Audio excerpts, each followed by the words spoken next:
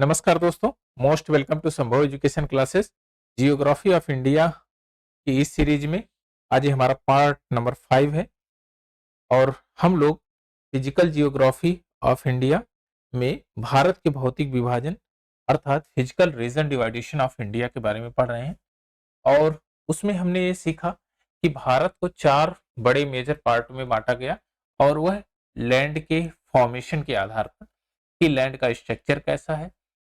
उन 4 पार्टों में हमने यह देखा कि सबसे पहले नॉर्थ का जो पर्वतीय क्षेत्र है अर्थात हिमालय वाला क्षेत्र, फिर उससे थोड़ा सा दक्षिण आते हैं तो भारत का विशाल मैदान देखते हैं जो कि आप कह सकते हैं सिंधु गंगा ब्रह्मपुत्र का विशाल मैदान है। और उसके बाद थोड़ा दक्षिण और आते हैं तो हम देखते हैं प्रायद्वीपीय पठार जिसको आप दक्कन का पठार भी कहते हैं, इसकी स्टडी करते हैं। उसके बाद हम लोग गुजरात से लेकर पश्चिमी बंगाल तक कोस्टल एरिया की बात करते हैं और इसमें इसके साथ ही इसके द्वीपों के बारे में देखते हैं कि जो अंडमान निकोबार द्वीप समूह है और आपका यहाँ पर लक्षद्वीप समूह है जो कि आपका अरब सागर में है और अंडमान निकोबार द्वीप समूह बे ऑफ बंगाल में है। तो इन सब का ओवरऑल अभी स्टडी करेंगे। तो सबसे पहले शुरुआत करेंगे कि उत्तर भारत का पर्वतीय क्षेत्र। उत्तर भारत के पर्वतीय क्षेत्र का मतलब बेसिकली आप कह सकते हैं कि हिमालय की स्टडी करेंगे और हिमालय सबसे बड़ा माउंटेन है और यहाँ तक कि पूरे वर्ल्ड में सबसे हाईएस्ट पीक वाला जो माउंटेन है वो हिमालय है। इसी की जो गोद में है जितनी श्रेणियां वो सभी श्रेणियां लगभग लगभग अगर मैं एशिया की बात करूं तो 95 श्रेणियों में से यानी 6500 की ऊंचाई पर 95 श्रेणियां हैं पूरे ही एशिया में और जिसमें से 92 श्रेणी तो इसी हिमालय में ही पाई जाती है, यानी कि 3 ऐसी श्रेणी है जो अदर जगहों पर पाई जाती हैं। तो आइए ओवरऑल स्टडी करते हैं।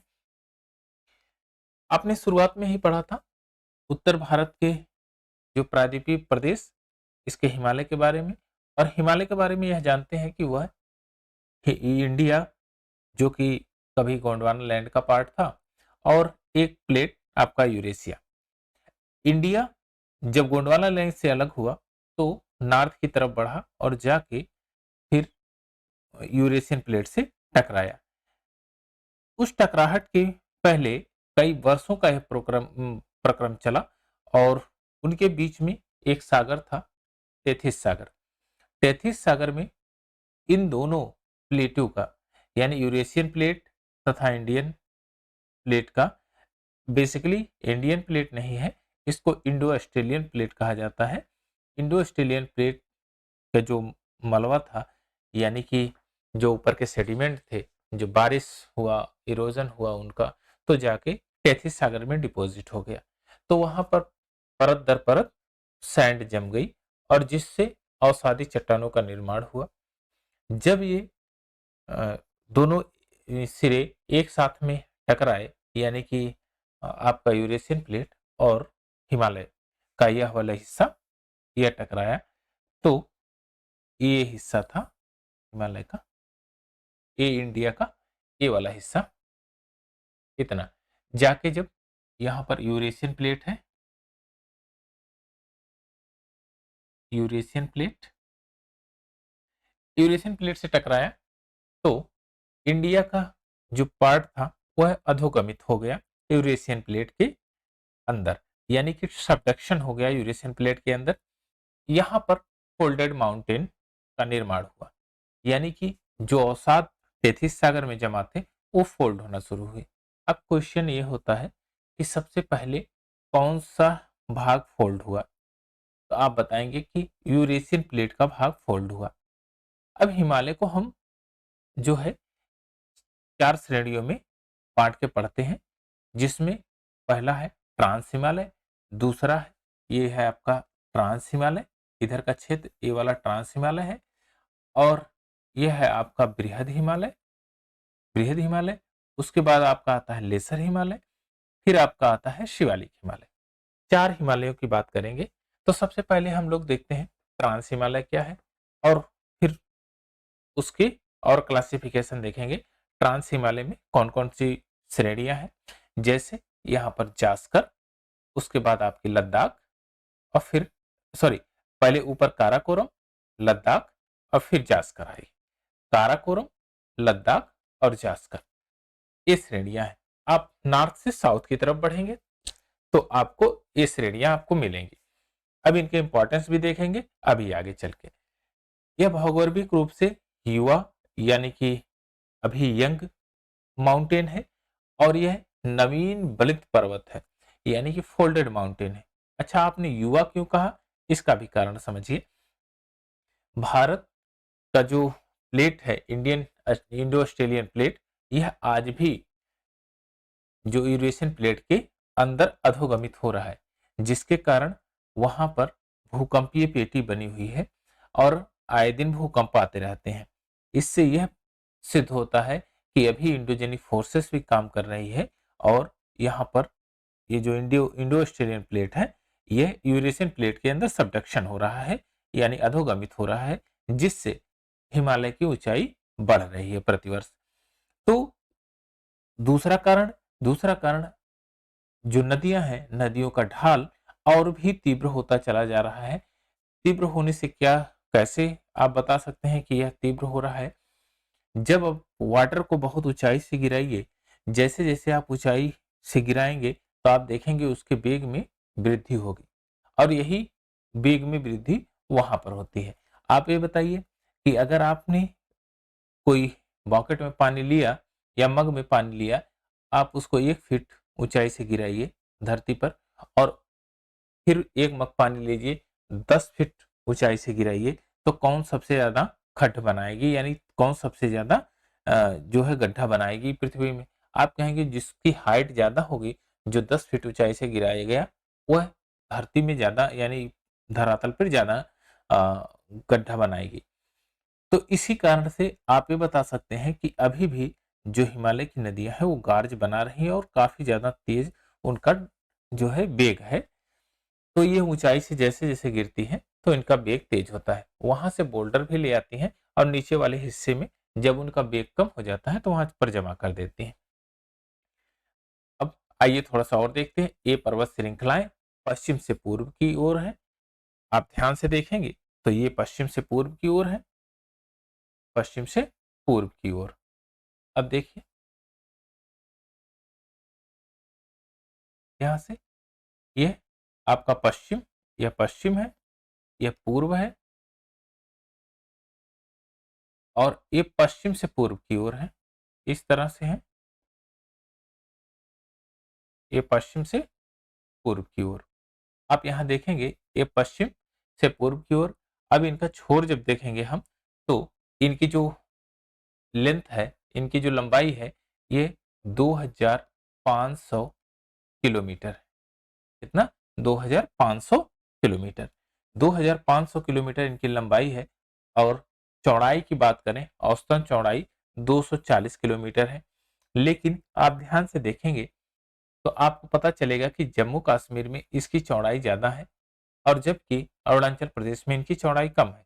जम्मू कश्मीर में 400 किलोमीटर है, और जबकि अरुणाचल प्रदेश में आपका 160 किलोमीटर है। 160 या 150 किलोमीटर समथिंग यही है।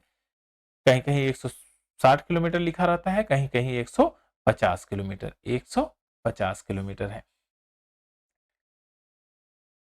अर्धवृत्त का निर्माण करती है ये। आप ध्यान से देखेंगे तो यह एक अर्धवृत्त का निर्माण करेंगी, यानी सेमी सर्कल का निर्माण करेंगी, और यह चाप के आकार की है। ये यहाँ पर एक पर्वत है, नागा पर्वत, नांगा पर्वत, नांगा पर्वत, और यहाँ पर एक पर्वत है नामचा बारवा पर्वत, नामचा बारवा, नामचा बारवा पर्वत, नागा पर्वत और नामचा बारवा पर्वत, यह इसकी सीमा रेखाएं हैं, यानी नागा पर्वत से शुरुआत होकर नामचा बारवा तक ये फैली हुई है। इनका जो विस्तार है, ये जम्मू कश्मीर, लद्दाख, हिमाचल प्रदेश, उत्तराखंड, सिक्किम, अरुणाचल प्रदेश, मेघालय, नागालैंड, मणिपुर, मिजोरम, त्रिपुरा। अब ध्यान से आप देखेंगे तो यहाँ पर अरुणाचल प्रदेश, यहाँ नागालैंड, मणिपुर, मिजोरम और ये त्रिपुरा के क्षेत्र में भी ये पाई जाती हैं। यानी इनकी जो श्रेणियां हैं यहाँ पर पाई जाती हैं। और ये श्रेणियां आप देखेंगे तो अराकान ओमा और ये सब पर्वत श्रेणियां यहाँ पर है, जो कि हिमालय का ही भाग है। इसके अलावा असम, पश्चिमी बंगाल की पहाड़ियों में भी इसके अंतर्गत आते हैं। यानी कि जब आप यहाँ से देखेंगे तो यह क्षेत्र आपका असम का भी पड़ जाता है, यहाँ वाला क्षेत्र असम का भी पड़ेगा। और फिर ये जो बंगाल का, पश्चिमी बंगाल, इसमें देखेंगे पश्चिमी बंगाल का क्षेत्र, तो पश्चिमी बंगाल वाला यह क्षेत्र पड़ जाता है, असम वाला यह क्षेत्र पड़ेगा क्योंकि यह क्षेत्र आसाम का है और आसाम का भी क्षेत्र इसमें शामिल है। इसके अंदर जो पहाड़ियां हैं वह हिमालय की ही श्रेणियों के अंतर्गत आती हैं। हिमालय के निर्माण की आयु के आधार पर उनके बलियों की तीव्रता के आधार पर 4 समांतर संरचनाओं में बांटा गया कि उनका फोल्डेड कब कब हुआ और कौन कौन से अलग अलग कालों में हुआ है। इसके आधार पर इन्होंने इनको 4 पार्टों में बांट दिया। एक है सबसे पहला ट्रांस हिमालय, दूसरा है बृहद हिमालय, तीसरा है लघु हिमालय, चौथा है बाह्य हिमालय। तो हिमालय के उपयुक्त में लॉन्गिट्यूडनल इसका क्लासिफिकेशन किया गया, इसको बांटा गया है। ट्रांस हिमालय का अंतिम रूप उत्थान जो क्रिटेशियस काल से टर्सरी काल तक था, यानी क्रिटेशियस युग से चला और टर्सरी काल तक चला, यानी कि इसके दौरान इसका प्रादुर्भाव हुआ। इस प्रकार हिमालय की सबसे प्राचीन श्रेणी है, यानी कि सबसे पहले फोल्डेड जो माउंटेन बनना शुरू हुआ तो वो ट्रेसर हिमालय बना, वह ट्रांस हिमालय बना। और ट्रांस हिमालय जो कि हिमालय का पार्ट नहीं है, यह यूरेशियन प्लेट का पार्ट है, यह हिमालय का पार्ट नहीं है। ये कई बार एग्जाम में आया है कि क्या ट्रांस हिमालय हिमालय का पार्ट है, तो आप कहेंगे नहीं, यह ट्रांस हिमालय जो यूरेशियन प्लेट का पार्ट है। हिमालय की अन्य श्रेणियों का उत्थान टर्शियरी काल में हुआ और इसमें से बृहद हिमालय, महान हिमालय, यह इस हिमालय का जो निर्माण है वो अल्गियोसीन काल में हुआ, यानी कि 25 से 40 मिलियन वर्ष पूर्व हुआ है। महान हिमालय जो ग्रेटर हिमालय है, यानी ग्रेटर हिमालय, ग्रेटर हिमालय का जो ओरिजिन है वह 25 से 40 मिलियन वर्ष पूर्व ओलिगियोसीन काल में हुआ था। इसके बाद आपका आता है लघु हिमालय। लघु हिमालय का निर्माण मध्य मायोसीन काल में, यानी कि उससे कम 14 मिलियन वर्ष पूर्व हुआ है। और उसके बाद सबसे नवीन बना हुआ है शिवालिक हिमालय। शिवालिक हिमालय एकदम आप तराई में देखेंगे तो यहाँ पर एक शिवालिक हिमालय है और यहाँ पर आपका लेसर हिमालय है। ये लेसर हिमालय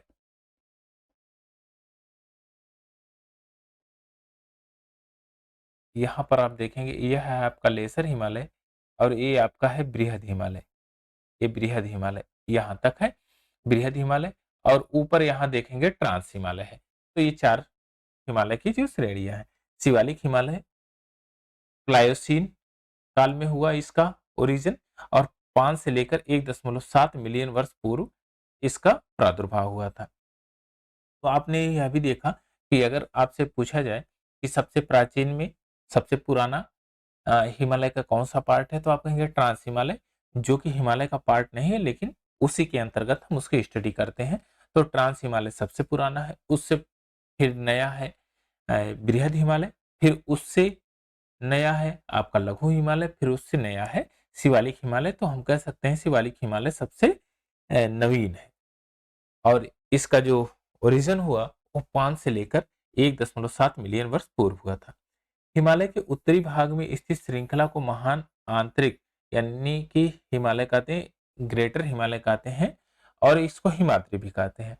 यह सबसे अधिक सतत श्रृंखला है, सबसे अधिक सतत श्रृंखला है। इसमें लगभग 6000 मीटर की औसत ऊंचाई वाले सर्वाधिक ऊंचे शिखर हैं, यानी कि 6000 मीटर की ऊंचाई वाले सर्वाधिक शिखर हैं। या औसतन ऊंचाई की बात करें तो 6000 मीटर है इनका, यानी कि 6 किलोमीटर। महान हिमालय स्थित एवरेस्ट के विश्व की सबसे ऊंची चोटी है। एवरेस्ट, माउंट एवरेस्ट आपकी विश्व की सबसे ऊंची चोटी है, जो कि नेपाल और तिब्बत में है, नेपाल और तिब्बत की सीमा पर है। कंचनजंगा जो कि हिमालय के पार्ट है, हिमालय की श्रृंखला का एक भाग है, जो कि विश्व की तीसरी सबसे ऊंची चोटी है। और भारत की आप यहाँ पर देखेंगे तो कंचनजंगा यहाँ है, जो कि भारत और नेपाल और सिक्किम में इसका जो है विस्तार है।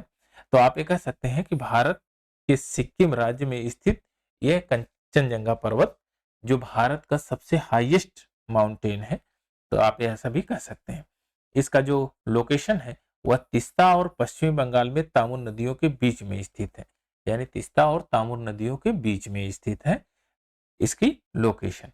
अन्नपूर्णा चोटी की स्थिति उत्तर मध्य नेपाल में है। अन्नपूर्णा जो कि काफी ज्यादा फेमस है, उत्तरी नेपाल में है। यहाँ पर अन्नपूर्णा यह नेपाल का रीजन है, ये वाला क्षेत्र नेपाल का है, ये वाला इतना क्षेत्र ये वाला नेपाल का है, ये और ये वाला क्षेत्र आपका ये सिक्किम वाला है। धौलागिरी और नेपाल के मध्य में स्थित है, जो कि अन्नपूर्णा चोटी धौलागिरी और नेपाल के मध्य में स्थित है। इसमें आप जब प्रादेशिक क्लासिफिकेशन पढ़ेंगे तो नेपाल हिमालय पढ़ेंगे, कुमायूं हिमालय पढ़ेंगे, ग्रेटर हिमालय पढ़ेंगे और पूर्वोत्तर हिमालय पढ़ेंगे। तो महान हिमालय के वलय की प्रकृति असीमित है। असीमित का मतलब है आ, इसका जो सिमेट्रिसिटी नहीं है, असिमेट्रिसिटी है। असिमेट्रिसिटी का मतलब ये होता है कि उसमें समानता है ही नहीं। आप जैसे जैसे पूर्व की तरफ बढ़ेंगे तो आप मध्य में पाएंगे कि जो नेपाल हिमालय है, नेपाल हिमालय के प्रादेशिक क्लासिफिकेशन में खूब बड़े बड़े पहाड़ हैं और वहां पर नीचे खड्ड भी बहुत ज्यादा है। जब बड़ा पहाड़ होगा उतनी जितनी हाइट होगी उससे उतना ही गर्त भी बनाएगी वो। और कहीं कहीं आप देखेंगे तराई क्षेत्र भी है।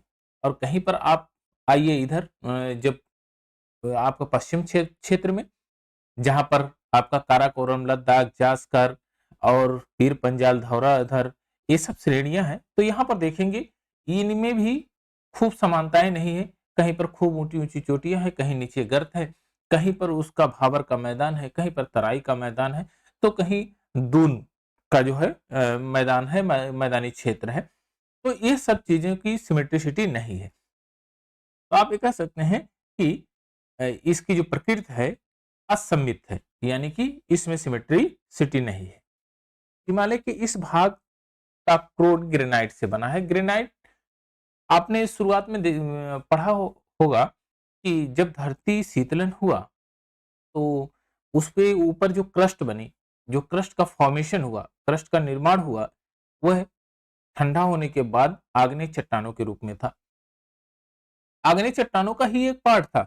यह इंडिया गोंडवाना लैंड से जब टूटा तो इस पर कभी भी जो समुद्र में नहीं डूबा यह पार्ट, यह हमेशा उथला रहा और इस पर कभी समुद्र का पानी नहीं चढ़ा। और यही भाग जब जाके हिमालय से टकराया तो उसके अंदर क्या कौन सा पार्ट होगा उसका? ग्रेनाइट और नीस वाला होगा, क्योंकि वह मूलभूत जो पार्ट था वही मूलभूत पार्ट उसके अंदर में है। तो आप कह सकते हैं क्रोड में ग्रेनाइट है, उसके क्रोड उसका ग्रेनाइट से बना हुआ है। यह श्रृंखला हमेशा बर्फ से ढकी रहती है। जब आप जानते हैं कि जैसे जैसे ऊंचाई बढ़ेगी टेम्परेचर वहां का घट जाएगा। हाईएस्ट जब हाइट पे जाएंगे तो वहां पर टेम्परेचर घटेगा। जैसे जैसे आप नीचे की तरफ जाएंगे प्रेशर आपका बढ़ जाएगा। प्रेशर बढ़ेगा तो सारी चीजें जो आपके जितने भी मेटल्स होंगे, जितने भी आपके तत्व होंगे, वो सब लिक्विड फॉर्मेशन में होंगे।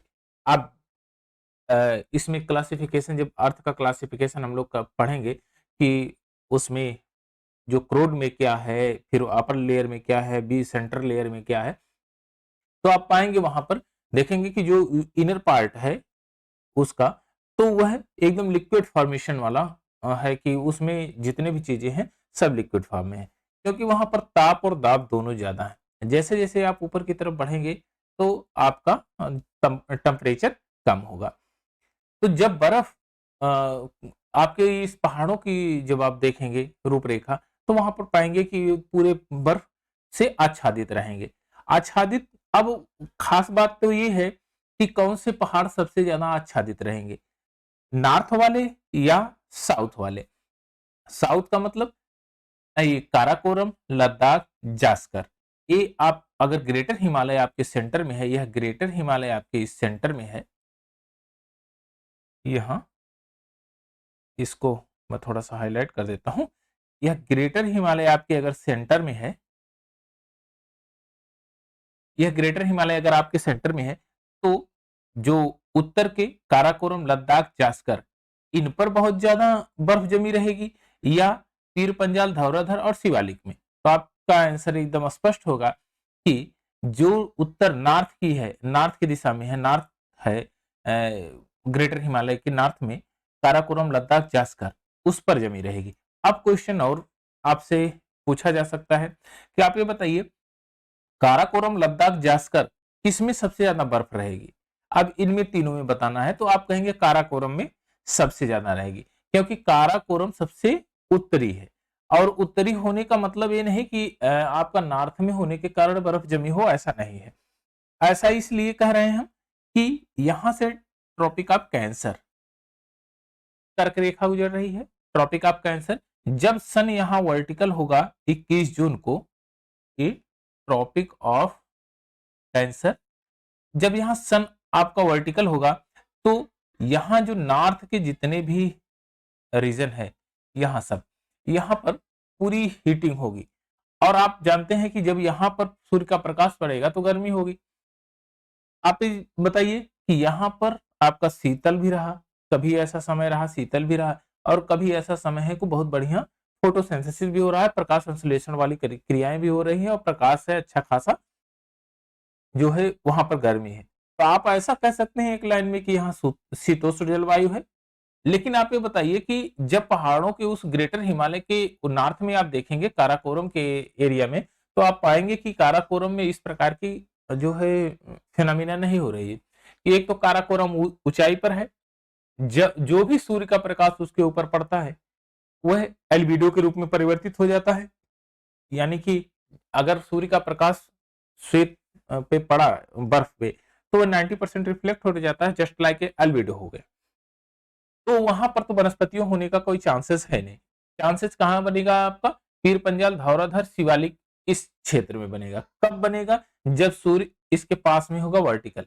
आप ये बताइए कब होगा? आप कह सकते हैं कि 21 जून को होगा, 21 जून। एक कंडीशन कब अप्लाई होगी? 21 जून। कंडीशन अप्लाई होगी 21 जून को। तो 21 जून को ये अप्लाई होगी, और यहां पर पूरा ये बर्फ से आच्छादित रहेगा। कब?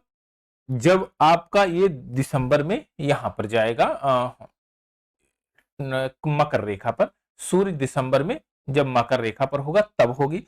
जून में यहां पर शिवालिक के हिमालय के जो पास की श्रेणियां हैं वो गर्म होंगी, वहां के जो बर्फ है वो पिघल जाएगी, और यहाँ पर हरे भरे घास के मैदान होंगे। और यहाँ के घास के मैदान को यहाँ के क्षेत्रों के नाम से जानते हैं, अभी आगे उसको भी पढ़ेंगे हम लोग। चलिए, इसमें बहुत सी हिमानियों का प्रवाह होता है। जाहिर सी बात है, अगर बर्फ जमी है तो ग्लेशियर्स का निर्माण होगा, और ग्लेशियर के निर्माण से ही वहां की नदियां बहती हैं। यह नदियां सतत वाहिनी है।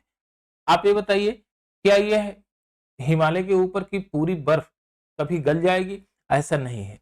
अगर सन एकदम सीधे उसी के ऊपर एकदम बैठ जाता, हिमालय के जस्ट ऊपर, तब हो सकता है कुछ परिवर्तन हो।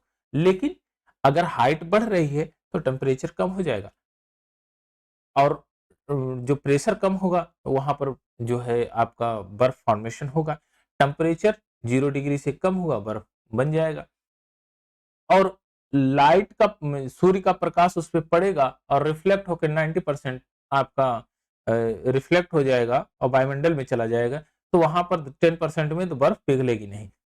हाँ, कुछ बर्फ पिघलेगी, इसके कारण से ग्लेशियर पिघलेंगे तो नदियों का विकास होगा, यानी नदियां सतत बहेंगी, और यह प्रक्रिया हमेशा चलती रहेगी। तो यहाँ की जो नदियां बहने वाली हैं वो सतत विकास, सतत वाहिनी है, वो हमेशा बहती रहती हैं। क्योंकि उनका लिंकअप ग्लेशियर से है, ना कि बारिश से है। बारिश इंपॉर्टेंट नहीं है।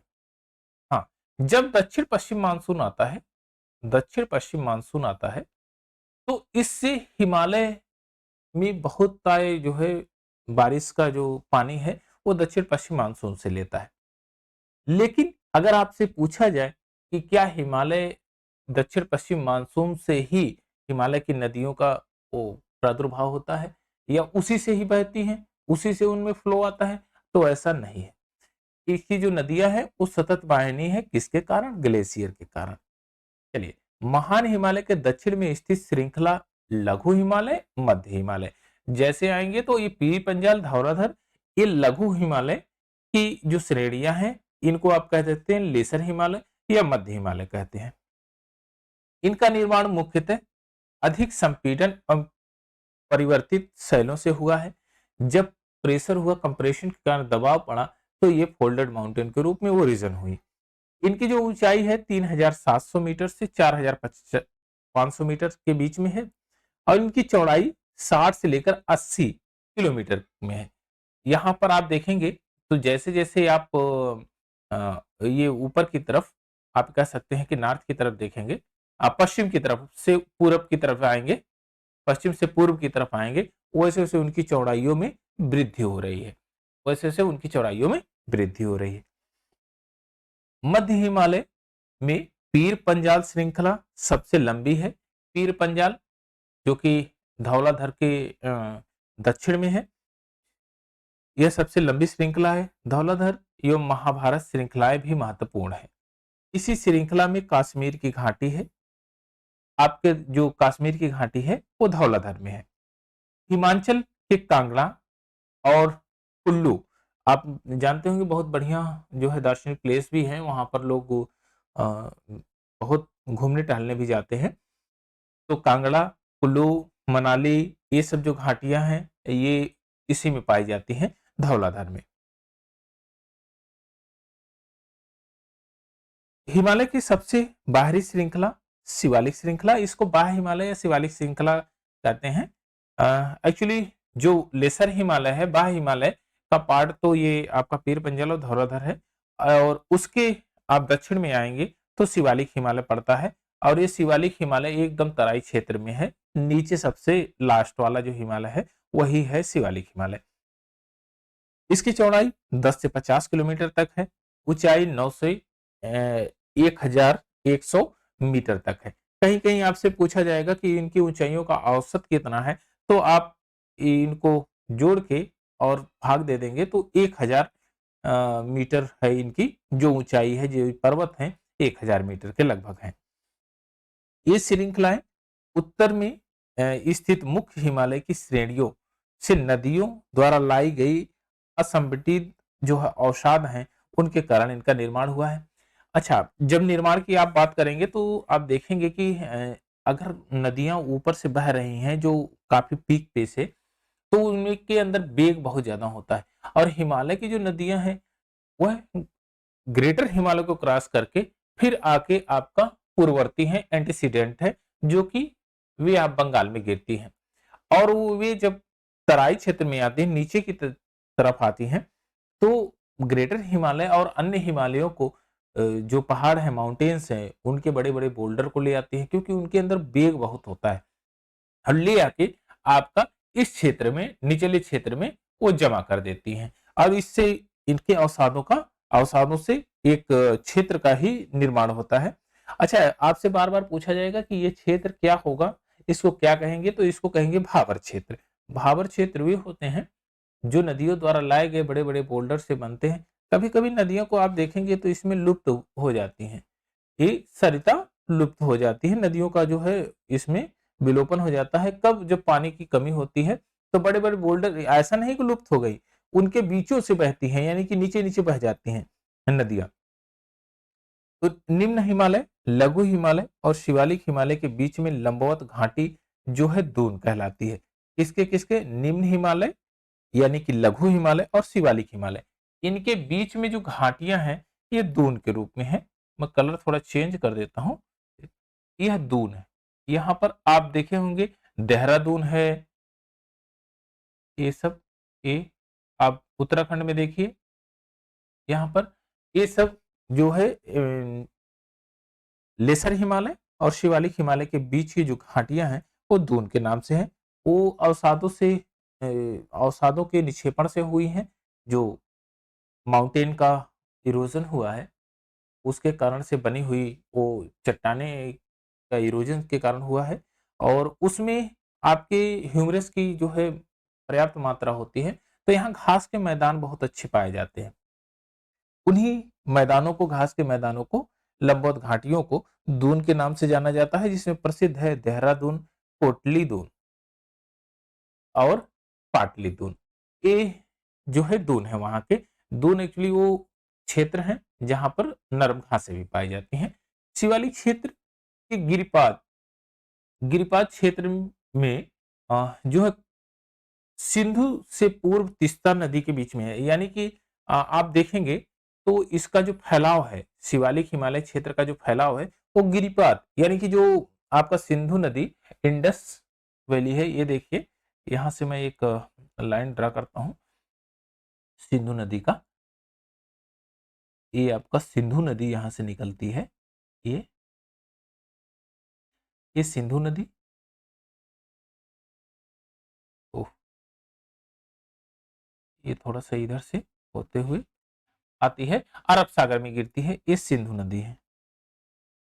ये सिंधु नदी है। ये सिंधु नदी, और यहां से एक नदी निकलती है तीस्ता। तीस्ता, ये तीस्ता है। तीस्ता, तो तीस्ता नदी, इनके बीच में कई जो मैदान, समतल मैदान है उसको भाबर कहा जाता है। और इसकी जो चौड़ाई है वो है 8 से 16 किलोमीटर का है, चौड़ी है। हिमानी नदियों द्वारा लाई गई अचानक ढाल भंग होने के कारण शिवालिक अग्र क्षेत्र में कंकड़ बजरी के जमाव का निर्माण करके मेखला जो बनाते हैं।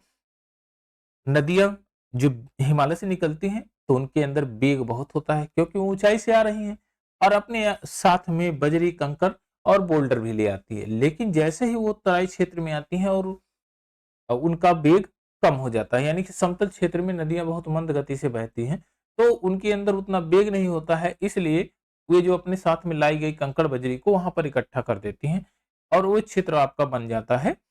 उस क्षेत्र को कहते हैं भावर क्षेत्र।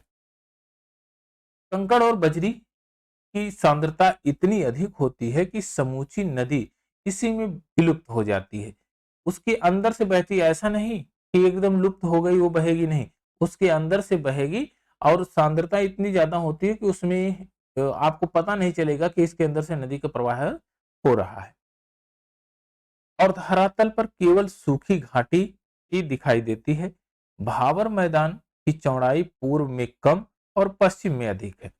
जैसे जैसे आप पश्चिम की तरफ जाएंगे वैसे वैसे इसमें सबसे ज्यादा होगी। अच्छा, आप ध्यान से थोड़ा सा देखेंगे तो हिमालय का जो ये क्षेत्र है, धौलाधर, पीर पंजाल, धौलाधर, ये और ग्रेटर हिमालय, यहाँ से जो नदियां निकलती हैं, यहाँ से जब नदियां निकलेंगी तो ये पश्चिम में, तो आप देखेंगे कि यहाँ बहुत बड़े क्षेत्र में ये ले आके इकट्ठा करती हैं। ये जैसे जैसे आप पूर्व की तरफ बढ़ेंगे तो नेपाल से पहले ही तो वहां पर हाइट कम है, वेग कम होगा, उसका इरोजन, पहाड़ों का कटाव कम होगा, बोल्डर कम छोटे-छोटे आएंगे और समतल प्लेन में आके और ये कम जमाव होंगे। जब वहां से उनका कटाव कम होगा तो जमाव भी कम होगा। यही कारण होता है कि पश्चिमी भाग में अधिक जमाव होता है, अधिक भावर क्षेत्र पाए जाते हैं, पूर्वी भाग में कम पाए जाते हैं। भावर के दक्षिण में 15 से 30 किलोमीटर और चौड़ाई जो दलदली क्षेत्र में फैला हुआ है। भावर के दक्षिण में 15 से 30 किलोमीटर चौड़ा एक दलदली क्षेत्र है जो कि तराई के नाम से जाना जाता है। तराई का क्षेत्र वह क्षेत्र होता है जो उस कंकड़ पत्थर के अलावा जैसे छोटे छोटे और कण हैं वह जाके उसके तलहटी में जमते हैं। ऊपर नहीं जमेंगे, उसके नीचे तलहटी में यानी दक्षिण साइड में जमेंगे, उसके दक्षिण में। तो वहां पर जमने का मेन कारण है कि वहां पर नदियों का वेग और कम हो जाता है, जिसके कारण वो तराई क्षेत्र में जम जाते हैं। पानी की पर्याप्त मात्रा होती है और तो उसमें छोटे छोटे कण होते हैं, इसलिए वो दलदली क्षेत्र बनता है और उस भाग को, उस क्षेत्र को कहते हैं तराई क्षेत्र। महान हिमालय के उत्तर में ट्रांस हिमालय है और पामीर की गांठ आप यहां देखेंगे, ये है पामीर की गांठ। इधर है आपका हिंदुकुश पर्वत और इधर है आपका कुनलुन पर्वत। ट्रांस हिमालय में स्थित पामीर की गांठ ट्रांस हिमालय में स्थित है। काराकोरम, लद्दाख, जास्कर श्रेणियां ट्रांस हिमालय का ही भाग हैं। ट्रांस हिमालय भाग हिमालय का नहीं है, यह है आपका तिब्बत प्लेट का ही भाग है। आप कह सकते हैं कि यूरेशियन प्लेट का भाग ये है, यूरेशियन प्लेट का भाग है ट्रांस हिमालय। ट्रांस हिमालय हिमालय का भाग नहीं। अगर आपसे कहा जाए, पूछा जाए कि हिमालय की श्रेणियों में सबसे पुराना कौन सी श्रेणी का निर्माण हुआ है, तो आप सबसे पहले ये बताएंगे ट्रांस हिमालय का निर्माण हुआ है, बृहद हिमालय का निर्माण नहीं हुआ है। हिंदू धर्म के पवित्र कैलाश पर्वत ट्रांस हिमालय में है। यह, इसका जो विस्तार है ये ट्रांस हिमालय का है। यहाँ पर आप देख रहे हैं, तो यह क्षेत्र आपका उत्तराखंड में भी आता है। यह जो है आपका जास्कर रेंज है, ये उत्तराखंड से होते हुए आगे की तरफ है और यहाँ पर आपका शिवालिक जो कैलाश पर्वत है वो है और ट्रांस हिमालय में ही पड़ता है। ये पश्चिमी हिस्से में स्थित है कैलाश पर्वत। हिमालय को पश्चिम से पूर्व तक स्थित क्षेत्रों के आधार पर विभाजित किया गया है। इसका वर्गीकरण नदी घाटियों और सीमाओं के आधार में रख के किया गया है। इसका प्रादेशिक विभाजन जो करते हैं हम लोग, तो ये नदी घाटियों के अकॉर्डिंग ही का हम लोग करते हैं। जो प्रादेशिक क्लासिफिकेशन है कि इस नदियों के बीच में इतना क्षेत्र को हम इस क्षेत्र के नाम से जानेंगे।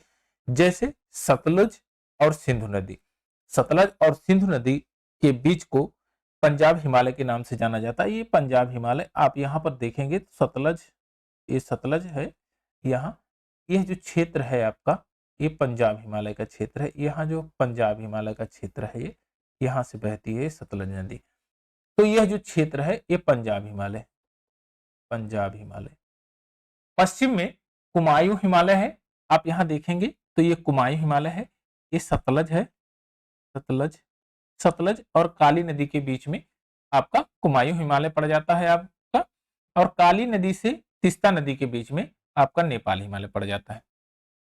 तीस्ता नदी और दिहांग के बीच में आपका असम हिमालय पड़ता है और तीस्ता और दिहांग के बीच में आपका असम हिमालय के नाम से जाना जाता है। ये प्रादेशिक क्लासिफिकेशन है आपका। ब्रह्मपुत्र नदी हिमालय की सबसे पूर्वी सीमा बनाती है, जिसको दिहांग महाखड्ड कहते हैं, दिहांग गार्ज भी कहते हैं। यह गार्ज भी है, दिहांग गार्ज। और इसकी जो सीमा रेखा है बृहद हिमालय की, वो दिहांग गार्ज से लेकर यहाँ पर सिंधु नदी यानी कि नागा पर्वत तक है। अच्छा, ये तीखा मोड़ भी बनाती है। यहाँ से जब एक ब्रह्मपुत्र नदी यहाँ से निकलती है तो अरुणाचल प्रदेश से होते हुए असम और उसके बाद बे ऑफ बंगाल में आके गिर जाती है। और इस ब्रह्मपुत्र नदी को आप तिब्बत में कांगपो, और जैसे ही आप इंडिया में घुसती है इसको ब्रह्मपुत्र नदी के नाम से जानते हैं। और बांग्लादेश में इसको पद्मा के नाम से भी जाना जाता है और यह आके बे ऑफ बंगाल में गिर जाती है। चलिए, पूर्वी सीमा के साथ फैला हुआ है इसका जो पूर्वांचल में यह जो क्षेत्र है ये ब्रह्मपुत्र का क्षेत्र है, ब्रह्मपुत्र जलोढ़ क्षेत्र, जलोढ़, इसको ब्रह्मपुत्र नदी का जलोढ़ क्षेत्र यानी कि ब्रह्मपुत्र नदी द्वारा लाई गई मिट्टी से यहाँ पर डिपोजिशन किया गया है और वो क्षेत्र जो है ब्रह्मपुत्र का जलोढ़ क्षेत्र कहलाता है, यानी मैदानी भाग आप कहेंगे। इसे पूर्वांचल और पूर्वी पहाड़ियों के नाम से भी जाना जाता है। ये पहाड़ियां उत्तर पूर्वी राज्यों से होके गुजरती हैं। जब आप नॉर्थ में देखेंगे, नॉर्थ ईस्ट में, तो यहाँ पर आपका अरुणाचल प्रदेश, फिर नागालैंड, फिर उसके बाद आपका मणिपुर, त्रिपुरा, ये मिजोरम और फिर ये त्रिपुरा, यहाँ पर भी पूरी पहाड़ियों का ये विस्तार है। आइए थोड़ा सा और आगे की तरफ बढ़ते हैं। पूर्वी हिमालय की पहाड़ियां अधिकतर समांतर श्रेणियों एवं घाटियों के रूप में फैली हुई हैं। ये पैरेलल हैं, आप देखेंगे कि एक ही सीधे में ये फोल्डेड होके इनका जो है रूपरेखा है। काराकोरम, फिर जो है लद्दाख, जास्कर, ग्रेटर हिमालय, पीर पंजाल, धौलाधर, शिवालिक हिमालय, सब एक ही समांतर है, एक दूसरे के समांतर है लगभग।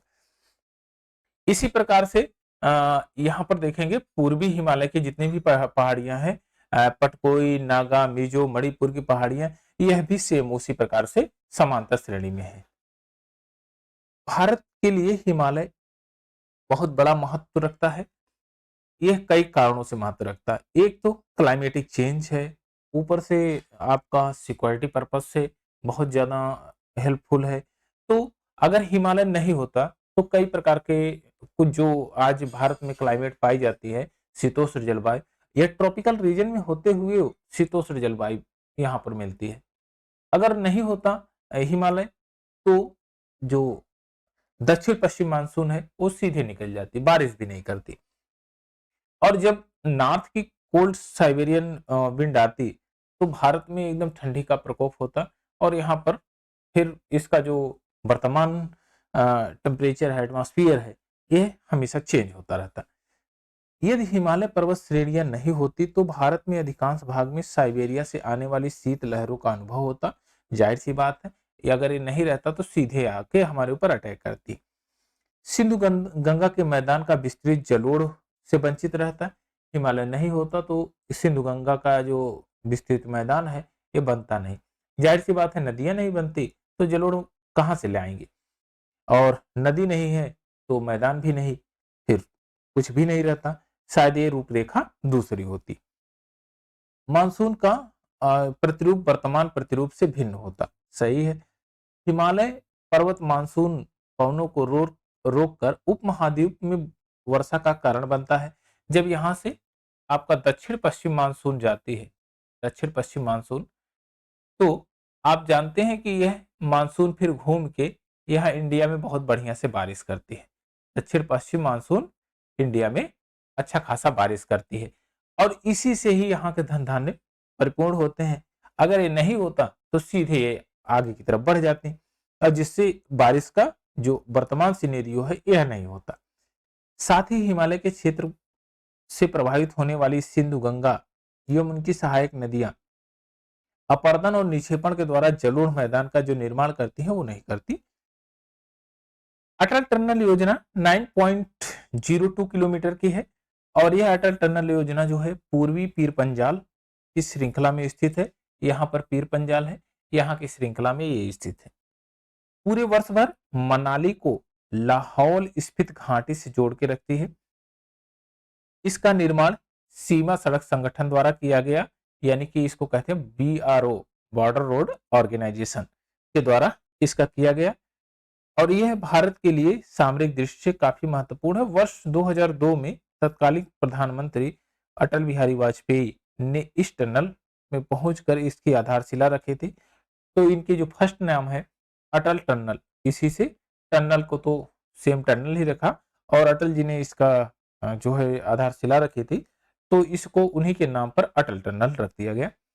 3 अक्टूबर 2020 को रोहतांग, जो कि हिमाचल प्रदेश में है, प्रधानमंत्री नरेंद्र मोदी जी ने अटल टनल का उद्घाटन किया था। तब 3 अक्टूबर 2020 में। इसकी आधारशिला कब रखी गई? 2002 में। किसके नाम पर थी? अटल बिहारी वाजपेयी जी के नाम पे थी।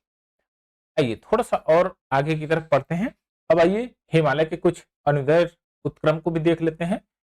ये फॉल्ट हैं और कुछ थ्रस्ट भी हैं, जो कि हिमालय की श्रेणियों को अलग करते हैं एक दूसरे से। तो जाहिर सी बात है, अगर इतना बड़ा हिमालय का जो संरचना है और ये फोल्डेड माउंटेन है, तो इसमें कहीं ना कहीं फॉल्ट और थ्रस्ट जरूर मिलेंगे। और हिमालय में कई अनुदैर्घ्य अनुक्रम थ्रस्ट भी हैं। थ्रस्ट का मतलब होता है अनुक्रम, जिसको हिंदी में कहते हैं, और कई दरारें भी हैं, फॉल्ट भी पाए जाते हैं। दक्षिण से उत्तर की तरफ जब आप बढ़ते हैं तो यह दक्षिण का क्षेत्र, ये दक्षिण है और ये उत्तर। जब दक्षिण से उत्तर की तरफ बढ़ते हैं तो उनका जो अनुक्रम है वह कुछ इस प्रकार है। सबसे पहले पाई जाती है आपकी main frontal thrust, main frontal thrust, जिसको आप EMFT कहते हैं। तो देखिए आप यहाँ पर मेन जो है फ्रंटल थ्रस्ट है, और मेन फ्रंटल थ्रस्ट के बाद एक और थ्रस्ट मिलती है आपकी मेन बाउंड्री थ्रस्ट। इसी के बीच में शिवालिक हिमालय है। मेन फ्रंटल थ्रस्ट और मेन बाउंड्री थ्रस्ट के बीच में आपका शिवालिक हिमालय है। अब उसके बाद जब मेन बाउंड्री थ्रस्ट के बाद आप देखेंगे तो मेन सेंट्रल थ्रस्ट क्या आता है, main central thrust. Main central thrust के बीच EMBT और EMCT के बीच में मध्य हिमालय है। कौन सा हिमालय है, मध्य हिमालय। यह क्षेत्र जो इसमें पीर पंजाल धौलाधर श्रेणियां हैं, ये है दोनों। उसके बाद आता है central crystalline zone. Central crystalline zone यानी कि सबसे सेंट्रल पार्ट पड़ता है जो कि बृहद हिमालय का है, सेंट्रल क्रिस्टलाइन जोन इसको कहते हैं। यह EMCT के ऊपर है, EMCT यहां से इसके ऊपर है। इस जोन को कहते हैं आपका HCC। HCC क्या है, यह है हायर हिमालय क्रिस्टलाइन, यानी कि सबसे उच्च वाले हिमालय का भाग जो है उसको बोलते हैं हायर हिमालय क्रिस्टलाइन स्थित है। उसके बाद तिब्बत जो है तिब्बत हिमालय आ जाता है। तिब्बत हिमालय का मतलब वो जो ट्रांस हिमालय, ट्रांस हिमालय के भाग को क्या कहते हैं, HCC और STDC यानी कि साउथ तिब्बतन डिटेचमेंट सिस्टम। यहां देखेंगे HCC और STDS के बीच में यह है आपका तिब्बत हिमालय यानी ट्रांस हिमालय, ट्रांस हिमालय है। इसके उत्तर में सांगपो का सचर क्षेत्र है, यानी कि Indus Tsangpo suture zone, Indus Tsangpo suture zone ITSZ अवस्थित है। ITSZ के उत्तर में ट्रांस हिमालय है, और ट्रांस हिमालय यहाँ पर आपके ये वाला हिस्सा यहाँ पर है सचर जोन का, और इसके उत्तर में जो है आपका ट्रांस हिमालय स्थित है। इन उत्क्रम क्षेत्रों की अवस्थिति हिमालय की भौगोलिक संरचना के कारण भारत का सर्वाधिक सघनता वाला भूकंप क्षेत्र है। आप जाहिर सी बात है, अगर खूब ज्यादा थ्रस्ट होंगे, खूब जगह फॉल्ट होंगे, तो इंडोजेनिक फोर्सेस उस पर काम करेगी, और इंडोजेनिक फोर्सेस के कारण यहाँ पर आए दिन भूकंप के झटके आते रहेंगे। तो यह जोन एकदम फॉल्ट और थ्रस्ट से भरा हुआ है। तो इस क्षेत्र में प्लेटों की संरचना के कारण भूकंप की प्रवणता का क्षेत्र कहा जाता है, और यहाँ पर भूकंप सबसे ज्यादा आते हैं। तो ये रहा हमारा कंसेप्चुअल स्टडी। अब हम इसके जो मेन पार्ट हैं, जो ऑब्जेक्टिव क्वेश्चन बने हुए हैं, प्रीवियस ईयर में पूछे गए हैं, उनको हम लोग करेंगे वन बाय वन करके। तो इस सीरीज में इतना ही, आगे इसके नंबर ऑफ क्वेश्चंस जितने हैं वो उसको करेंगे।